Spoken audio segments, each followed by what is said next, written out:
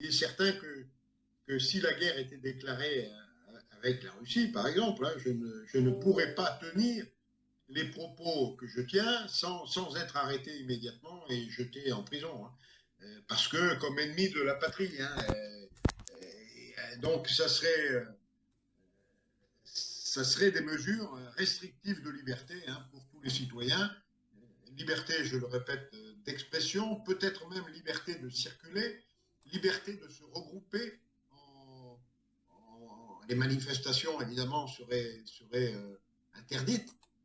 Alors ça ne veut pas dire que aujourd'hui, l'État serait en mesure de faire appliquer ces décisions. Autrefois, oui, parce que les moyens qu'avait l'État, que ce soit en, en matière d'armée, je veux dire, hein, puisque le pouvoir, en cas de déclaration de guerre, passe progressivement du civil à l'armée, les forces armées ont un pouvoir qui peut être exorbitant du droit commun par rapport à ce qu'elles sont en temps normal. Hein. En temps normal, les armées n'ont pas de pouvoir particulier sur la population. Là, en temps de guerre, l'armée, je ne dis pas prend le pouvoir, hein, puisqu'elle est toujours sous l'autorité des politiques, mais les citoyens ne font plus ce qu'ils veulent, hein, c'est clair et net. Et y compris moi d'ailleurs, hein, je serai le premier à respecter, parce qu'on a le devoir, en cas de guerre, d'être loyal au pays, Mais à son pays d'origine. il y a... Sinon, on est un traître et on est passible Alors, de l'emprisonnement, voire pire. Hein. bah, On est passible d'une justice expéditive. Hein, donc vous voulez dire, c'est soit vous êtes mis en prison pour désertion, soit on peut vous fusiller, c'est ça que vous voulez dire en oui, gros ouais, pour... c'est ça, non, mais c'est ça. On peut être, alors, autrefois, le passage à l'état de guerre était, parce que je différencierais ce qui était autrefois et ce qui est aujourd'hui. Hein. Autrefois, le service national existait et on avait beaucoup de réserves. Et à ce moment-là, les réserves, en cas de guerre, étaient mobilisées et on formait des bataillons, des régiments pour servir de chair à canon hein, pour la guerre. Hein. C'est ce qui s'est passé en 1914 avec la mobilisation de plusieurs millions d'hommes. Hein. Rien que l'infanterie faisait, je le répète, 1 million et presque 1,1 million juste pour l'infanterie à l'époque. Donc c'était énorme et l'armée française, au plus grande, au plus large de la guerre de 14, comptait plusieurs millions d'hommes, hein, peut-être deux ou trois. Quoi. Enfin, j'ai plus en mémoire les chiffres de l'époque, mais sauf pour l'infanterie. L'infanterie, je sais que l'infanterie était à 1,1 million, juste pour l'infanterie. Mais il y avait aussi l'artillerie, les chars, il y en avait beaucoup moins que maintenant. Donc, si vous voulez, à l'époque, on avait des réserves. Aujourd'hui, il n'y en a plus de réserves. Donc, on ne voit pas ce qu'on pourrait mobiliser. On pourrait mobiliser les civils, bien sûr, hein, mais les civils, il faudrait les former pour partir à la guerre, parce que donc, on ne fait pas un soldat en 5 minutes. Hein, il faut du temps, il faut lui apprendre tout un tas de savoir-faire. Et vous confirmez donc qu'ils peuvent bien réquisitionner les biens et les personnes en fait. oui, il y a aussi, bien sûr, la possibilité de réquisitionner les biens et les personnes, oui, bien sûr. Hein, réquisitionner, si vous voulez, la mobilisation, c'était une forme de réquisition. Hein. On vous disait, bon, allez, hop, il faut y aller, et vous êtes, si vous voulez, la population française est recensée, elle est connue. Hein. On connaît les noms, les adresses, etc., avec tout le système administratif qui est en place en France. Hein. Et donc, on peut vous appeler, pour servir et Alors, pour aller faire la guerre. Cela dit, je ne crois pas que ce genre de situation se produise, hein, parce que non, mais parce que mettons-nous dans la confusion. C'est juste pour que les auditeurs sachent ce qui se passe techniquement en cas de guerre, parce que les gens aujourd'hui n'ont pas réalisé qu'il y avait, ils comprennent qu'il y a un problème, mais ils n'ont pas réalisé ce qui pourrait se passer techniquement en cas de guerre. Ça veut dire qu'ils vont être surpris certainement. Donc, si la guerre est déclarée, les gens s'attendent pas à ce qui pourra se passer. Là, ce qui va se passer, c'est qu'ils peuvent piocher dans les comptes bancaires des gens. Là, ils ont fait des lois, livret A, LDD, qui pourraient servir à financer l'effort de guerre, mais en temps de guerre, ils peuvent carrément bloquer les comptes pour la guerre. Jusqu'à présent, je ne pense pas que ça ait été fait dans le passé, hein. D'accord, c'est une Donc, première. ça serait une première, hein, de bloquer les comptes des gens pour la guerre. On peut imposer un certain nombre de restrictions sur la consommation, sur tout un tas de choses, mais on ne bloquer, pour l'instant, la propriété privée n'a jamais été attaquée, sauf en cas de réquisition Ils ont passé une à, loi. à proximité du front, Ils ont passé une loi. ou même dans les arrières pour créer des hôpitaux, par exemple. Des hôpitaux de fortune, de campagne, hein, on peut réquisitionner des bâtiments, des grands bâtiments qui correspondraient à ce genre des châteaux, par exemple, ou des choses comme ça, chose qui a été faite au cours des guerres précédentes, hein. Mais Et puis, alors, bien sûr, ça dépend de quel côté on se trouve, hein, parce que quand on est en situation, quand on est chez soi, on fait, enfin, le gouvernement fait à peu près ce qu'il veut, mais quand c'est l'adversaire qui est chez nous et qui est occupant, lui, il ne prend pas de gants non plus, hein. C'est-à-dire qu'il réquisitionne aussi pour ses besoins les propriétés des gens, hein, les propriétés les plus convenables pour eux, hein, et voilà, c'est comme ça que ça se passe, quoi. parce qu'ils ont passé quand même une loi il y a 2 ans, je crois, hein, pour la réquisition des biens et des personnes en cas de conflit. Ça a été voté. Là, ils sont en train d'essayer de passer une loi pour réquisitionner, enfin, pour pouvoir financer l'effort de guerre avec les livrets A et les LDD. Et puis, il y a des lois de plus en plus liberticides avec la possibilité de dénoncer des personnes pour des propos privés. Tout ça, ça vous inquiète pas au niveau de ce qui est en train de se mettre en place? Ça ne vous dit pas que peut-être ils sont en train mais, enfin, Non, moi je suis, pour l'instant, je suis relativement serein, hein. Je ne les vois pas réquisitionner ni les comptes en banque, même si ils ont pris des dispositions pour pouvoir le faire, mais je ne les vois pas exécuter ce genre de choses parce que ça leur retomberait à un moment ou à un autre sur la figure, hein. et- Donc, c'est en soulevant l'opposition générale de la population, et on ne fait pas la guerre avec une population, avec sa propre population contre soi. Et ah, donc, vous pensez que je vois mal les Français la n'approuveraient pas, en fait. réalisation physique de ce genre de choses. Vous sentez que la population française n'approuverait pas la volonté d'entrer en guerre du gouvernement actuel? Alors, pour l'instant, elle ne l'approuve pas, hein. C'est bien, bien dit, hein. Il y a eu des sondages de fait. Je crois que 75% et plus de la population française ne veulent pas de cette guerre, hein, et ne veulent pas surtout aller mourir pour. Même si M. Macron met la sécurité de la France quelque part à l'est de l'Ukraine, ou même à l'ouest de l'Ukraine, peu importe, hein, Ouais, c'est malhonnête. la population n'a pas compris. C'est pas ce que la population, jusqu'à présent, comprend, hein. Elle ne voit pas sa sécurité menacée ni par la Russie, contrairement à ce que les médias nous disent. Médias, ils sont au service du pouvoir aujourd'hui, hein. Donc, ils relaient la propagande du pouvoir, hein. Ce sont des médias de propagande, on va dire. Mais je ne pense pas que ça convainque beaucoup la population, hein. La population, dès qu'on touche à son niveau de vie et à son portefeuille, qui sont ces deux enfants chéris, on va dire, hein, Mais, elle n'accepte pas, hein. mais monsieur, Donc, monsieur je Deleuve, vois mal la population française accepter, et actuellement, elle la refuse à 76%, hein. mais monsieur Delevard, il y a déjà eu la Première et la Deuxième Guerre mondiale. Les populations étaient exactement dans le même cas de Ah, figure. non, non, pas du tout, pas du tout, pas du tout. C'est à la Première Guerre mondiale, la population avait été dressée pendant 40 ans Contre les Allemands. par les médias et par l'esprit national, par les enseignants aussi, hein, qu'on appelait les hussards de la République, hein. Elle avait été préparée à la revanche. Donc elle est partie en 1914, les gens sont partis la fleur au fusil, hein. Avec la plupart d'entre eux, à part quelques exceptions, hein, mais la plupart d'entre eux, à 90%, les Français à l'époque étaient pour la guerre. Pour la guerre et pour reconquérir l'Alsace et la Lorraine. L'Alsace et la Lorraine, c'était les points qui avaient été perdus en 1870, à la guerre de 70, et qu'il fallait reconquérir à tout prix. Chose qui a été faite, hein. Donc la population française, à l'époque, était capable de beaucoup, beaucoup de sacrifices. Elle était, elle était en art, je veux dire. La population, la guerre de 14, elle n'est pas partie de rien. Les gens étaient prêts à la faire, la guerre. Et ils étaient nombreux. Donc, et tous ceux qui disent le contraire, Et pour au moment où 39-45 mon père alors? est mort, hein, Alors je comprends bien, puisqu'il y avait ce contentieux avec l'Allemagne qui datait déjà des humiliations de l'Allemagne avec Napoléon, puis Bismarck qui humilie les Français à Paris. Donc je comprends bien qu'il y a un historique avec les Allemands.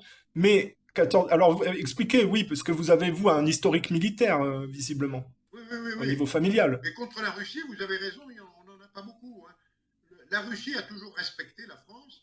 La Russie, j'ai pu le constater lors de mon séjour à Moscou, vous avez énormément de gens qui sont francophiles en Russie. Encore. Beaucoup, beaucoup. Ils sont pas Des Russes rancuniers. francophiles. Hein, ils se souviennent qu'on a combattu ensemble, du même côté, en 1940 contre les Allemands. En 1900, lors de la Première Guerre mondiale, on combattait aussi ensemble contre les Allemands. Donc on est certainement beaucoup moins prêt à faire la guerre contre la Russie qu'on l'était à faire la guerre contre les Allemands en 1914 et en 1939. Alors vous parliez de votre grand-père qui était engagé sur le premier conflit? Oui, Et mon grand-père était né en 1868, hein, donc il avait plus de 40 ans lors du premier conflit. Il avait été militaire dans sa jeunesse. Il avait été sous-officier dans l'armée, et il était même si bon sous-officier qu'en octobre 1896, il avait été choisi par l'armée pour être décoré par le tsar Nicolas II, à l'époque, du cordon de Sainte-Anne. J'ai retrouvé ça dans son dossier, et on doit même pouvoir le retrouver sur Internet. Donc, dans le site Mémoire des Hommes, je pense, si on a le dossier complet, on doit pouvoir retrouver ce fait. Donc, il avait été décoré en 96, bien avant la Première Guerre mondiale. Il avait été décoré par le tsar Nicolas II lors de sa visite à Paris en octobre donc, de 1896. Bon, après, il était dégagé de toute obligation militaire. Il avait donc terminé sa carrière militaire de sous-officier à l'époque, et il avait fondé une famille, il avait 8 enfants au moment du déclenchement de la guerre de 14. Et il était dégagé de toute obligation, mais comme je l'ai dit tout à l'heure, il était volontaire pour y aller, tout simplement parce qu'à l'époque, les bataillons, et notamment le sien, le 8e bataillon de chasseurs à pied, était constitué de beaucoup de gens de son village. Et il ne voulait pas laisser partir les jeunes de son village sans apporter l'expérience de l'ancien, du professionnel. Donc il était parti avec les gars de son village, malgré le fait qu'il n'était pas obligé de la faire. Voilà. Et il est passé officier au feu, on va dire, hein, au cours de la guerre, et il est mort dans les premières semaines de la bataille de Verdun, où son bataillon a été engagé, hein, donc son bataillon a été décimé complètement, et il est mort à la tête de ce bataillon, d'ailleurs, parce que tous les officiers du bataillon étant morts, c'est lui qui avait le commandement du bataillon au moment où il est mort, au front. Donc tout ça, si vous voulez, ça vous montre qu'à l'époque, moi j'ai encore des lettres de lui, hein, des lettres qu'on a pieusement conservées et qui montraient que la population française était non seulement prête à se battre, mais elle voulait en découdre avec les Allemands pour récupérer l'Alsace et la Lorraine. Hein, et elles avaient, à l'époque, les populations françaises, elles avaient été dressées par les enseignants à l'école, hein, primaire, secondaire, dans la haine contre l'Allemagne à l'époque. alors Donc là, on était prêt à la faire. Aujourd'hui, on n'a pas l'équivalent contre la Russie. Hein. Même si nos médias mainstream se déchaînent en permanence contre la Russie, c'est loin de suffire à convaincre ben, une population qui, de surcroît, n'est pas prête à faire la guerre. alors, Nous ne sommes pas prêts parce que nous n'avons plus les réserves que nous avions, des réserves qui avaient fait leur service militaire pour beaucoup et qui étaient prêtes à ben, agir. justement, On a presque rien, on est nus. Justement, Monsieur Delevard, parce que moi je trouve pas que ça ressemble tant à la Première Guerre mondiale, la configuration, mais beaucoup à la Seconde, où les Français étaient complètement à la ramasse, ils ont construit la ligne Maginot, puis au final ils se sont pris une déroute de 3 semaines, et les Allemands étaient Oui, à mais Paris. c'est à peu près c'est à peu près ce qui nous pend au nez hein, dans cette affaire de l'Ukraine. Hein. C'est une déroute rapide, hein, Et parce que tout simplement, on n'a ni les moyens, on n'a pas les moyens de la faire, on n'a ni les moyens, ni les réserves, ni les munitions, ni les hommes pour pouvoir durer très longtemps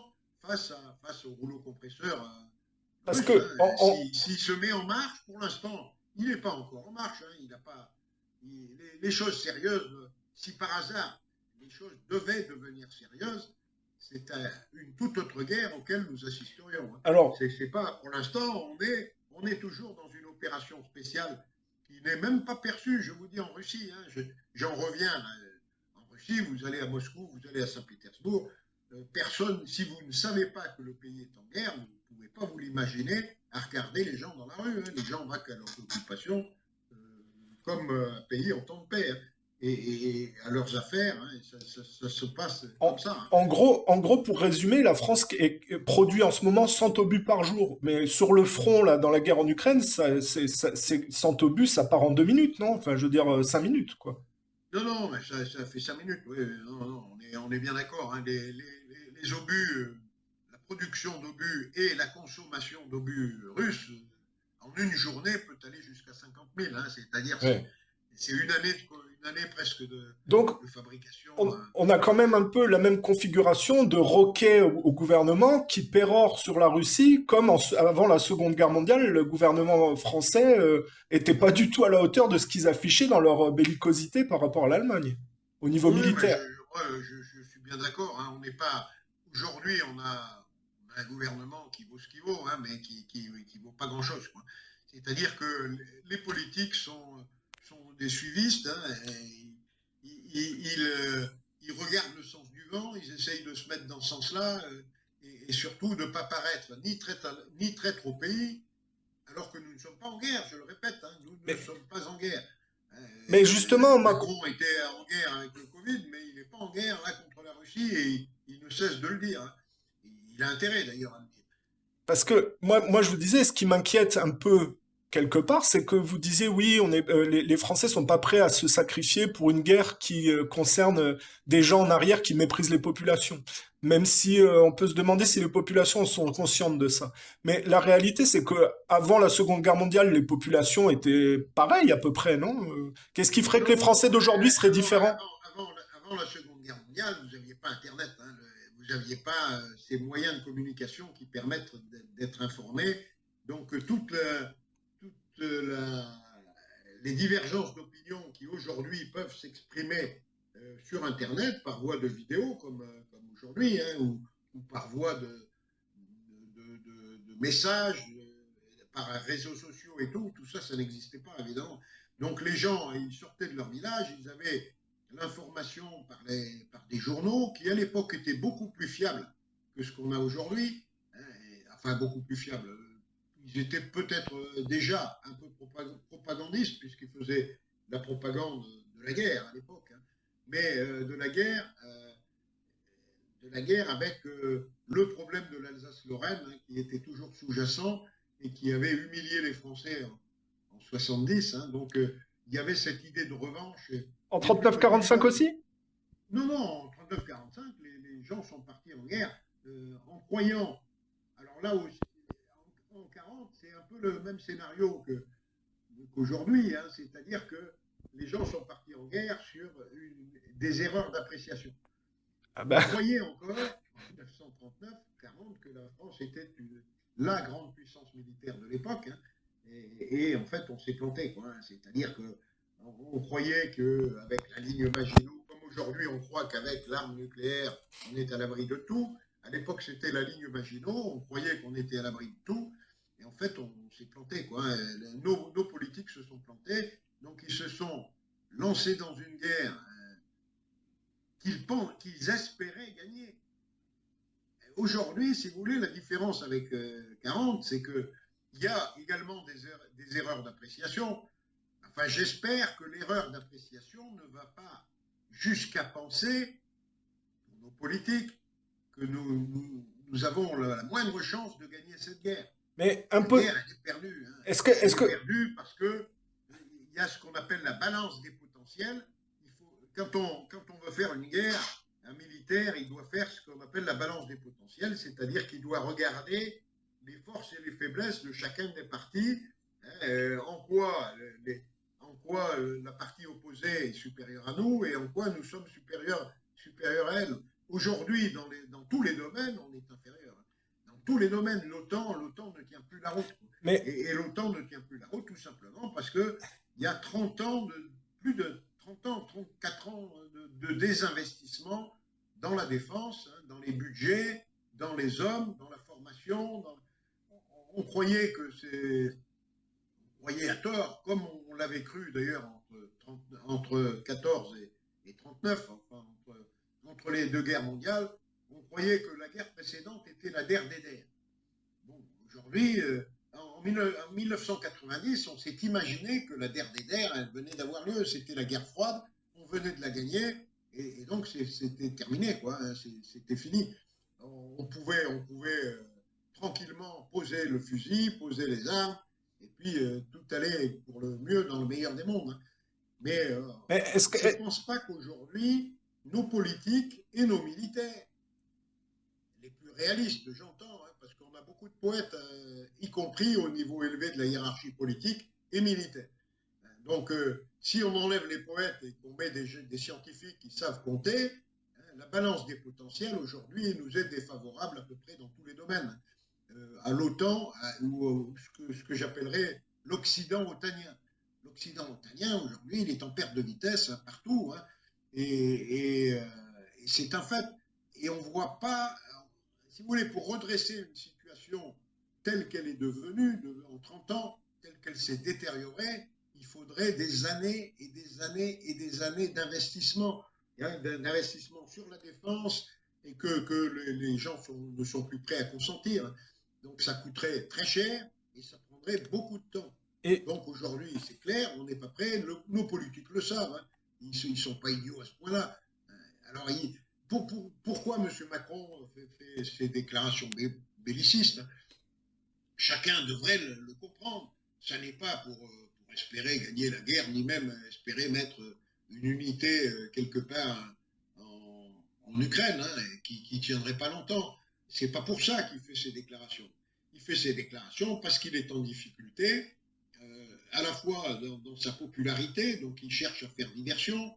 On l'a vu au Stade de France, hein, lors de la Coupe du Monde de rugby, on l'a vu au Salon de l'Agriculture. Donc on voit un Macron qui est en difficulté d'image. Hein, il a aussi des problèmes de couple. Bon, il cherche à faire diversion et à occuper le terrain médiatique. Hein. Ça, c'est un premier point, à donner un os à ronger aux médias. Pendant que les médias parlent de ça, ils ne parlent pas des choses sérieuses.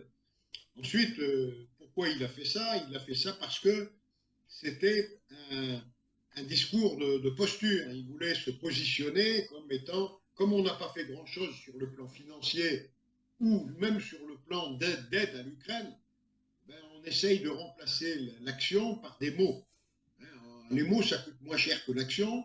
Donc on fait des grandes déclarations, on s'agite, on gesticule, mais ça va pas aller bien loin. Hein. Donc c'est un discours de posture qui veut essayer de placer le président hein, dans une posture de grand chef de guerre, le gars qui est à la pointe de l'Union européenne, prêt, courageux, etc. Quoi. Mais ça, c'est de l'image, c'est de la communication, mais ça n'ira pas au-delà. Hein. alors, est-ce Et que puis, en fait, il y a également un troisième point pour lequel il fait ça. Hein. Il a fait ça au moment où il l'a fait, c'était qu'il souhaitait s'ingérer dans les élections russes, l'élection présidentielle russe. Ça embête beaucoup l'Occident de voir M. Poutine avec des taux d'approbation dans le pays qui sont notoirement, et depuis plusieurs années, quels que soient les sondeurs, hein, même les sondeurs occidentaux le trouvent, qui est supérieur à 80%.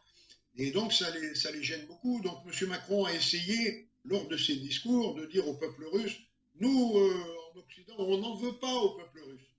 On en veut seulement, et il a dit ça juste avant l'élection présidentielle russe, On en veut seulement à votre président, qui est un président belliqueux, qui est un président un peu dérangé, etc. Donc, en clair, ne votez pas pour lui et tout ira bien pour vous.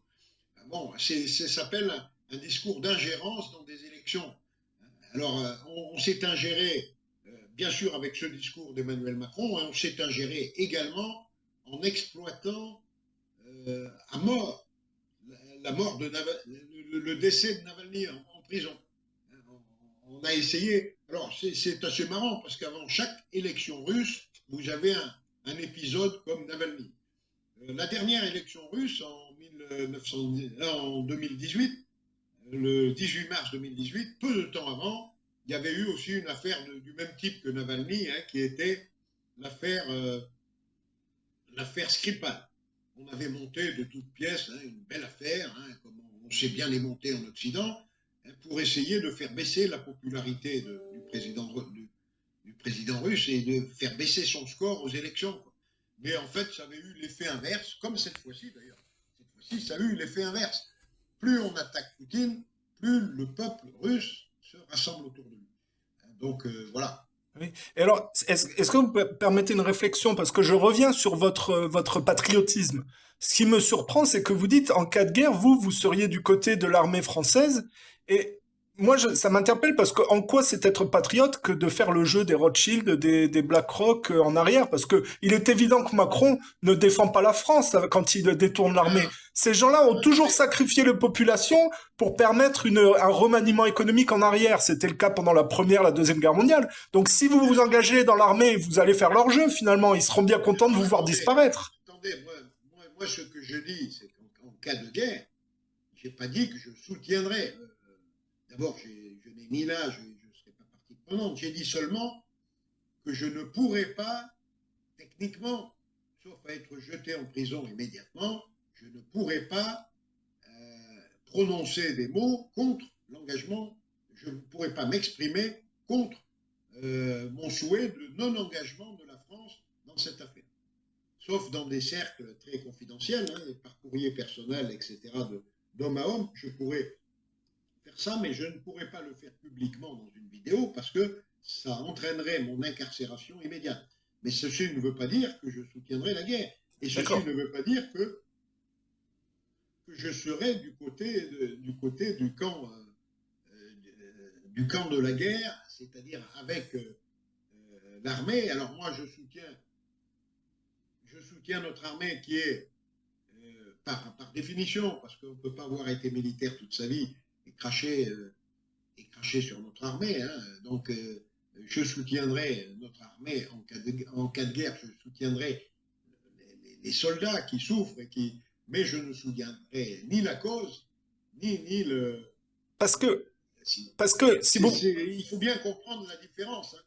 Moi, je ne suis pas du côté je ne suis pas un partisan de cette guerre, et j'ajoute même que, bon, il n'est pas impossible qu'en cas de guerre, je change de camp. Hein. Parce que les valeurs, les valeurs, elles sont pas du côté de enfin, la France n'est pas du bon côté dans cette histoire. Je veux dire, elle n'est pas du côté des valeurs morales dans cette histoire. On est bien d'accord, mais ça, le monde entier s'en aperçoit tous les jours. Hein. Le monde entier s'en aperçoit tous les jours.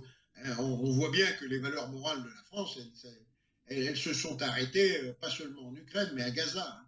Oui. Quand on voit que la classe politique française soutient le génocide à Gaza, bon, moi, ça me rend, c'est révulsant, ça me rend très, très sceptique sur le côté moral. On se demande ces gens-là, ils sont manipulés, bien sûr, et ils sont surtout corrompus, hein, corrompus par l'argent du néoconservatisme sioniste, il faut le dire. Hein. Le néoconservatisme est sioniste par essence. Il a été fondé par des sionistes à New York. Hein. On peut citer des noms, Christol, Podorets, Kagan, etc. Hein. Tous les idéologues de ce parti néoconservateur qui embête la planète entière aujourd'hui sont des gens qui émanent de la communauté sioniste, hein, des Sayanim, on va dire. C'est-à-dire des gens qui sont du côté d'Israël de manière inconditionnelle. Donc Israël a tous les droits, le droit de génocider Et par contre, les Russes n'ont pas le droit de défendre les populations agressées par leur propre gouvernement, les populations agressées du Donbass, chose que la Russie a faite. Hein. Elle est venue au secours des russophones et russophiles du Donbass qui ne pouvaient plus vivre correctement à l'intérieur d'une Ukraine. Ils étaient Oui, massacrés. oui, oui, c'est ça. Donc, si vous voulez, moi, cette cause-là, on voit bien que la cause de nos armées, aujourd'hui, enfin de nos armées, la cause de nos politiques corrompus, je le répète, nos politiques sont corrompus jusqu'à la moelle. Ils ont peur, ils vivent dans la peur de fâcher cette communauté néoconservatrice et sioniste hein, qui détient beaucoup d'argent, qui assure leur réélection en cas de besoin. Donc il ne faut surtout pas les fâcher. Hein, et donc ils sont quelque part tenus, on va le dire, hein, tenus par ces gens-là. Hein. Et Ce sont ces gens-là qui sont les fauteurs de guerre. Hein. Ne disons pas autrement. Hein. Clairement, ce sont ces gens-là, c'est-à-dire les néoconservateurs qui existent non seulement aux États-Unis, mais également chez nous, hein, qui existent en Grande-Bretagne, qui existent en Allemagne, qui existent en France, qui existent au Canada, qui existent en Australie. Ce sont les frères des néoconservateurs américains. Hein, parce et que c'est bien qui ils sont. c'est parce que tout à l'heure vous avez dit oui, je pense pas que on irait vers une guerre, c'est pas possible. Mais comme je disais, la Seconde Guerre mondiale a montré que les gens ont été embarqués là-dedans quand même. Mais est-ce que c'est pas sous-estimer le machiavélisme de gens comme Macron, qui en fait n'en ont rien à faire de la population française, mais qui seraient très ravis de les sacrifier sur l'autel d'une énième guerre au profit d'intérêts de gens derrière qui sont hostiles à une bonne partie de l'humanité, par exemple. Vous voyez, c'est ça. Alors, si vous voulez, au moment de la Deuxième Guerre mondiale, je vous dis, et je le répète, on a fait une erreur d'appréciation majeure, hein, qui consistait à croire qu'on était encore la grande puissance qu'on était en 1919, 18-19, hein, donc lors de la victoire et dans les années qui ont suivi la victoire de la guerre de 14-18. On était à l'époque la première puissance du monde, hein, les gens ne le savent pas, mais à la guerre de 39-45, il y avait une coalition mondiale contre les Allemands, et le chef de cette coalition, c'était la France. C'est le maréchal Foch qui était commandant en chef de toutes les forces, y compris les Américains, étaient sous le commandement du maréchal Foch, un Français. C'est la France qui commandait à l'époque, et c'est la France qui était la première puissance militaire du monde en 1918, qui était considérée comme telle. Et on a vécu sur nos lauriers. J'ai lu beaucoup de déclarations des maréchaux. Il y a eu 7 maréchaux nommés à l'issue de la guerre de 14. Hein. Ces maréchaux ont beaucoup écrit à la fin et dans l'entre-deux-guerres, et ils constataient le délitement, hein, le délitement des forces morales françaises, le délitement de l'armée française, et ils mettaient en garde déjà hein, dans l'entre-deux-guerres contre ce qui allait arriver hein, et ce qui est arrivé en 1940. Donc en 1940, nos politiques vivaient encore dans l'illusion qu'on était on était la première puissance du monde, invincible, etc., qui avait gagné la guerre de 14. Et on s'est trompé, tout simplement. Donc, si les gens y sont allés en 39, c'est parce que beaucoup croyaient encore à cette invincibilité et à cette force française qui n'existait en fait plus. Mais aujourd'hui, tout le monde est conscient en 2024 que la France non seulement n'est plus la première, mais même pas la deuxième, la troisième ou la quatrième, mais qu'on est tombé dans les 7, 8, 9, 10e puissance militaire du monde. Derrière l'Italie. On a la bombe atomique, mais on est 10 pays aujourd'hui à avoir la bombe atomique. Ouais. 10.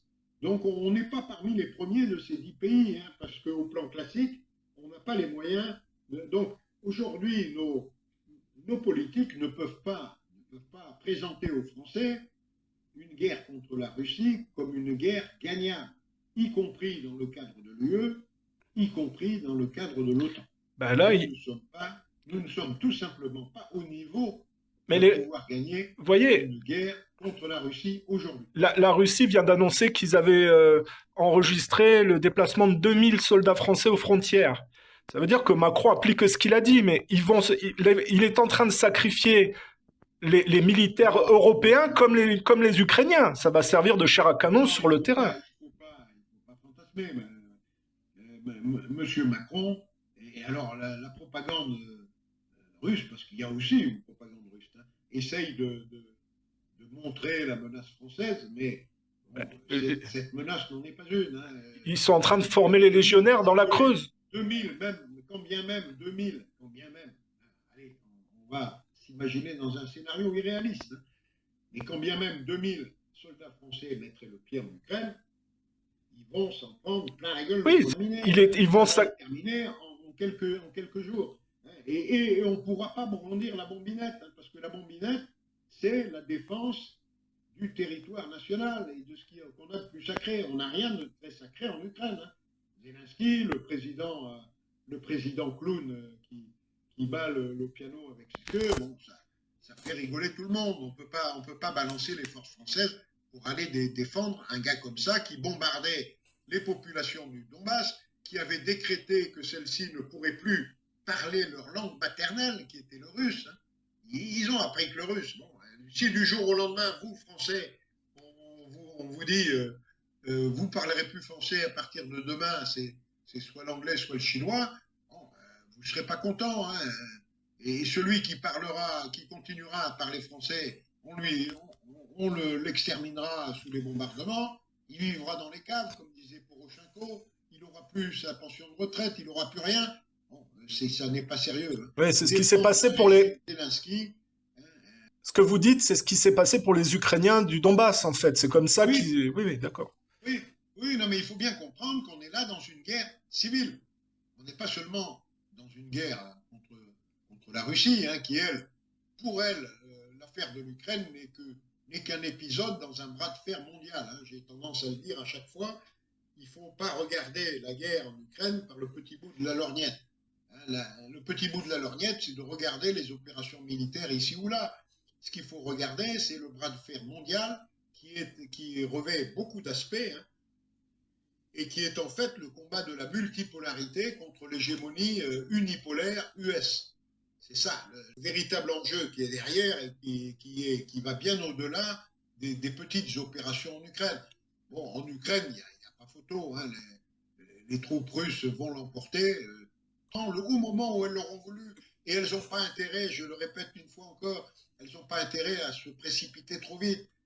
Pourquoi? Parce que chaque jour qui passe affaiblit économiquement la coalition et durablement la coalition occidentale. Justement. Économiquement et durablement. Justement. C'est-à-dire que si les Russes faisaient la paix aujourd'hui, hein, on retournerait très rapidement aux errements anciens et on leur achèterait à nouveau du gaz bon marché, etc., pour faire tourner nos économies.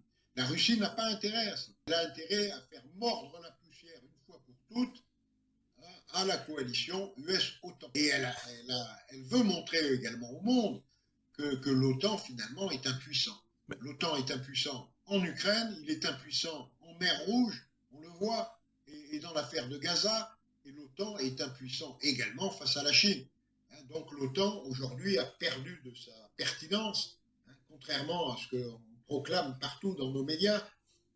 L'OTAN, c'est un facteur de chaos et de guerre.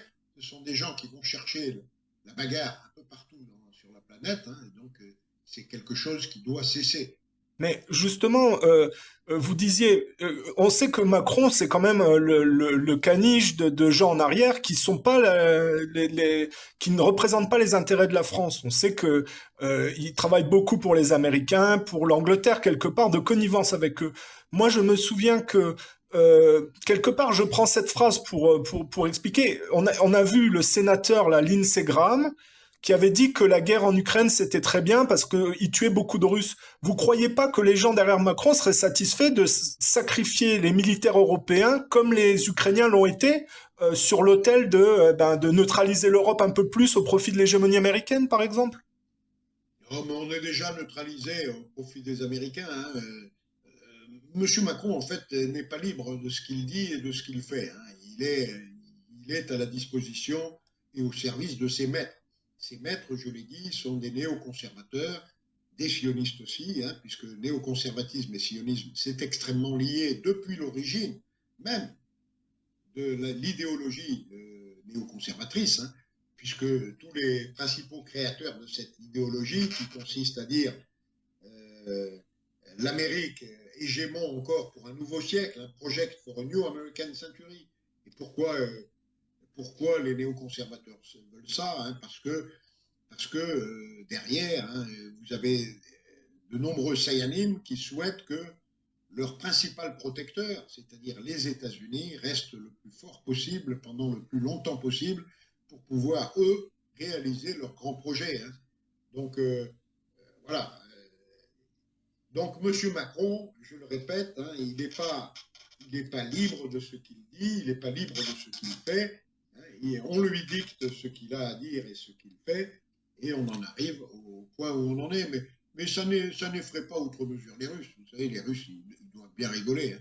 Ils savent pertinemment quel est l'état des armées de l'OTAN. Hein. Les états de l'armée de l'OTAN, on a quelques matériels. On a des armées aujourd'hui, je l'ai dit, hein, bonsaï, c'est-à-dire minuscules, hein, que ce soit au Royaume-Uni, en Allemagne, ces armées peinent à recruter parce que les soldats, si vous voulez, en 14 ou dans les guerres mondiales qui ont précédé, les soldats croyaient encore un peu à leur cause. Quoi. Aujourd'hui, qui a envie de croire en la cause Zelensky, oligarques, comme vous l'avez dit, hein, les oligarques américains qui dictent à Macron ce qu'il doit dire et faire. Hein. Donc, si vous voulez, on a des problèmes de recrutement, et c'est un signe aussi. On n'aurait pas de problème de recrutement si on avait une cause comme celle de l'Alsace et de la Lorraine et qu'elle avait été enseignée dès le plus jeune âge par les instituteurs. Moi, j'ai été frappé là, en Russie, hein, lors de mon récent voyage, hein, de voir que dans les bureaux de vote, ils sont comme chez nous, ils sont dans les écoles, hein, dans les campagnes et dans les banlieues. On installe ça dans des écoles, hein, avec des locaux qui sont vides ou qui sont vidés pour la circonstance, hein, vendredi, samedi, dimanche. Donc l'élection s'est déroulée. Alors, ces écoles, moi j'ai été frappé par deux choses en visitant ces écoles. Hein. La première des choses, c'est par les dessins des enfants. Les dessins récents des enfants. Les dessins des enfants montrent que ces enfants sont bien dans leur peau. Ils ne craignent apparemment pas grand-chose parce que les couleurs sont vives. Il n'y a pas des couleurs sombres qu'on retrouve sur les dessins d'enfants. C'est de la psychologie élémentaire. Et on ne trouve pas les dessins de mort, les dessins de sang. Non, ce sont des dessins, et il y en a des centaines et des centaines que j'ai pu voir, hein, affichés dans les couloirs des écoles. Hein. Donc, voilà, quoi. Ça, c'est un premier point. Et puis, le deuxième point, quand les enfants vont à l'école, dans certaines écoles, en tout cas dans celles dans lesquelles j'ai pu me rendre, hein, vous avez la photo de tous les héros militaires, de tous leurs grands-parents, ou arrière-grands-parents qui sont morts lors de la Grande Guerre patriotique, alors des anciens de l'école. Les anciens de l'école. Les grands-parents qui avaient été élèves dans la même école que les élèves d'aujourd'hui, on voit tous ces portraits de gens morts lors de la Deuxième Guerre mondiale. Donc il y a, dès le plus jeune âge, une exaltation patriotique qu'il y avait chez nous avant la guerre de 14 et qui ont fait de nous d'ailleurs la première puissance militaire du monde, puisqu'on a battu les Allemands dans la guerre de 14, hein, 14-18. Donc, on avait cette exaltation patriotique avant la guerre de 14.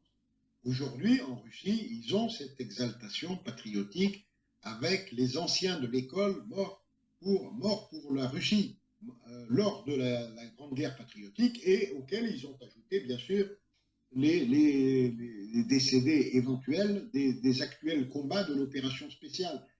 Donc l'enfant, dès son plus jeune âge, se rend compte que son souvenir ne sera pas perdu, que le sacrifice pour la collectivité russe et pour le peuple russe est importante. Il se rend compte de tout ça et il n'arrive pas à l'âge de 20 ans dans le même état auquel nous arrivons, nous, en Europe ou en Occident, hein, à l'âge de 20 ans, hein, où les préoccupations ne sont pas exactement les mêmes.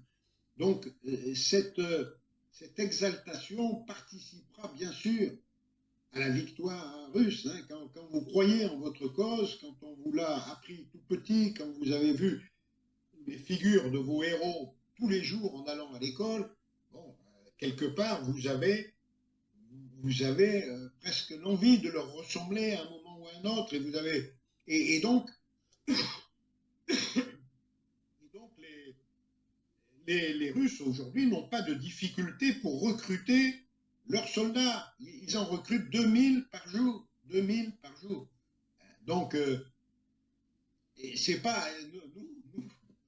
On n'arrive plus à en recruter en Europe ou aux États-Unis. Donc, c'est bien ça Et qu'il faut avoir en tête. Hein. qu'est-ce On a affaire à un peuple qui veut se défendre, qui a parfaitement compris l'objectif de l'OTAN et des États-Unis et surtout des oligarques qui sont derrière, des néoconservateurs qui souhaitent démembrer la Russie exactement sur le même modèle que l'ex-Yougoslavie, c'est-à-dire tronçonner la Russie qui est trop grande, trop riche, trop forte, hein, en plusieurs petits États plus faciles à contrôler. C'est ça l'objectif de l'OTAN et de l'Occident otanien, et mené par l'hégémon US. C'est deux, ça, hein, l'objectif.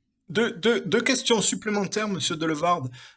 L'âge enfin, en cas de conflit, c'est quoi l'âge d'enrôlement pour les militaires? Il y a des âges en particulier parce qu'on voit qu'en Ukraine, ils envoient des handicapés mentaux au front, des vieux, des jeunes. Ouais. C'est Normalement, c'est 18 ans. Hein, 18 ans et jusqu'à combien? l'enfance. Et jusqu'à combien? L'âge de l'enrôlement comme soldat, c'est 18 ans. Alors 18 ans, ça ne veut pas dire qu'on va vous envoyer au front à 18 ans, ça veut dire que vous êtes un conscrit potentiel à l'âge de 18 ans. Le recensement est toujours effectué puisque le service militaire n'a pas été supprimé en France. Il a été suspendu. C'est-à-dire qu'il peut réapparaître à un moment ou à un autre. Hein. Et je pense qu'il va réapparaître dans plusieurs pays d'Europe, notamment en Allemagne, où les voix s'élèvent pour rétablir le service militaire en Allemagne. Chose qui ne serait pas mauvaise d'ailleurs, hein, parce que ça apprendrait aux jeunes de 18 à 20 ans d'autres choses que ce qu'ils apprennent aujourd'hui, hein, que ce qu'on leur apprend aujourd'hui. Et puis, l'oisiveté étant la mère de tous les vices aujourd'hui, rétablir le service national serait peut-être Et, participer d'une manière ou d'une autre à la cohésion sociale du pays. et, C'est-à-dire en faisant que tous les citoyens, de quelque origine qu'ils soient, de quelque religion qu'ils soient, puissent se côtoyer les uns avec les autres dans l'immense creuset du service national, comme c'était autrefois. Moi, je ne suis pas nostalgique. Hein. On me dit qu'il n'y a plus de service national, je veux bien. Mais la cohésion nationale, elle est ce qu'elle est aujourd'hui, hein, ce que tout le monde peut constater, c'est-à-dire que on n'est pas en état, je le répète, hein, de gagner une guerre quelle qu'elle soit. On est dans une culture et dans une civilisation de chacun pour soi. Je m'occupe de moi, de mes intérêts, de mes affaires, et le reste, je m'en fiche un peu, quoi. Ce qui n'est pas du tout l'état d'esprit des Russes. Hein. L'état d'esprit des Russes, je le répète, hein, ce qui est collectif chez eux, l'intérêt collectif, l'intérêt du peuple russe, c'est exalté à un point que les Occidentaux n'imaginent même pas. Donc les Occidentaux devraient se méfier. Quand on a affaire à des gens qui sont prêts à se sacrifier pour leur pays, on est plus fort que quand on a affaire à des gens qui, comme chez nous, pensent d'abord à leurs petits intérêts, à leurs propres fesses, hein, si je m'exprimais ainsi, hein, plutôt que l'intérêt collectif. On ne le voit pas beaucoup en France, hein, des gens capables de se battre pour l'intérêt collectif, il y en a. Il y en a pas tant que ça. Quoi. C'est pas la collectivité dans son ensemble. Ils sont bien meilleurs que nous sur ce plan-là. Hein. Dès l'école, dès l'école. vous pensez pas que justement, dans un tel contexte, il faut dissuader les jeunes des pays européens de s'engager dans l'armée pour ne pas donner de poids justement aux va-t-en-guerre comme Macron ou d'autres, quoi? Il n'y a pas besoin, il y a pas besoin de les dissuader. Hein.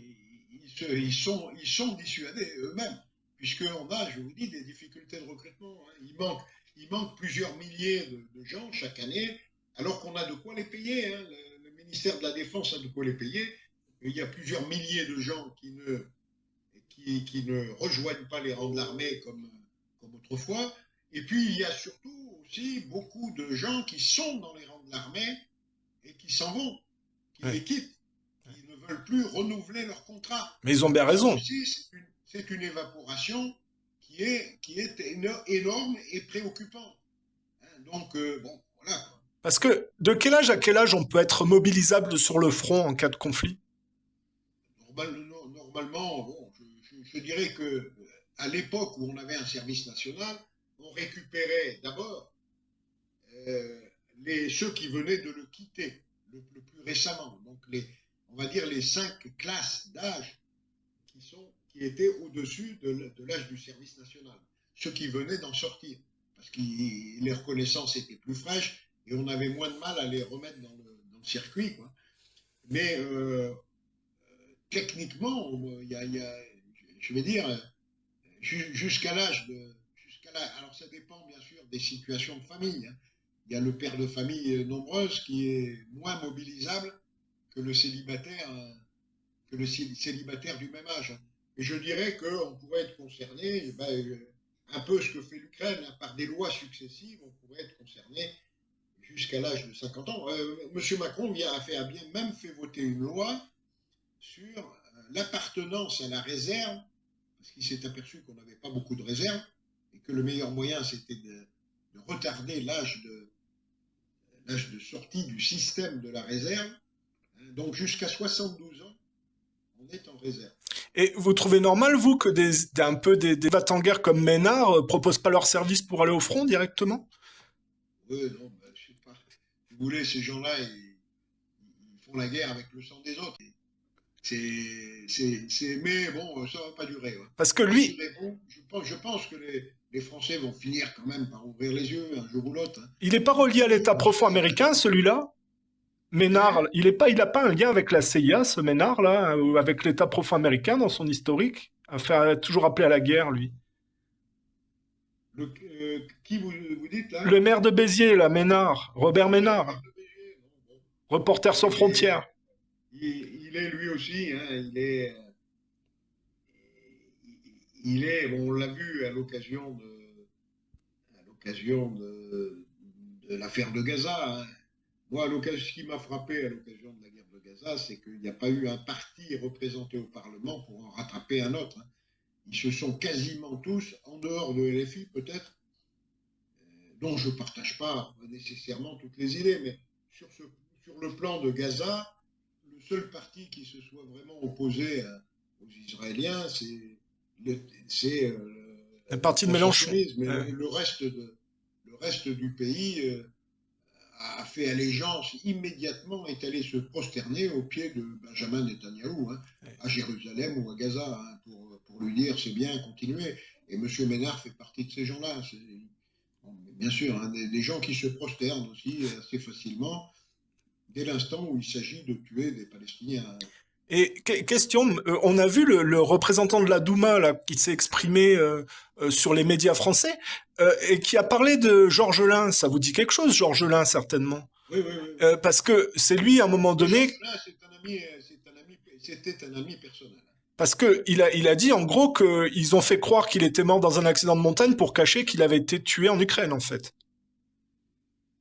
Non, non, non, Georges Lin, non, non. Georges Lin, il n'a pas été. Non, non, c'est encore des bruits de couloir, hein. Georges Lin, je le connais depuis très, très, très longtemps. Je le connaissais, puisqu'il est. Et Georges Lin, n'a rien à voir avec l'Ukraine. Donc l'allusion. Ça, c'est des bruits, pour moi, c'est de la fake news. Alors là, ça vient du côté des Russes. Ça Non, vient du non, côté. je pense réellement c'était un solitaire, hein, qui faisait effectivement, en dehors de toutes les mesures de sécurité, qui faisait de la montagne seul. Donc, bon, aller après interpréter ce fait, moi, je ne rentre pas dans ce genre Parce que d'affaires, hein, ça vient des Russes. interpréter tout aussi tout et n'importe quoi dans ce truc-là. Donc, le président le président de la Douma, il est dans son rôle, hein. On l'attaque en permanence sur des histoires tordues, comme l'affaire Navalny, comme bon, lui, il riposte par des... On insinue bien sûr que c'est Poutine lui-même, presque, qui a donné l'ordre ou qui a presque étranglé Navalny lui-même. Bon, ça aussi, Il avait aucun c'est une autre intérêt. histoire. Il avait Donc aucun lui, intérêt à le faire. il riposte au niveau auquel il est attaqué. Quoi. Quand on est attaqué par des gens qui interprètent tout dans leur sens, etc. Bon, Ah. Piotr Tolstoï, il est Donc vous dans son confirmez rôle. pas. Hein. Donc vous confirmez pas. Ok. Il répond aux gens de BFM TV en essayant de les mettre dans l'embarras, puisque les gens de BFM TV ne cherchent qu'à le mettre dans l'embarras, lui.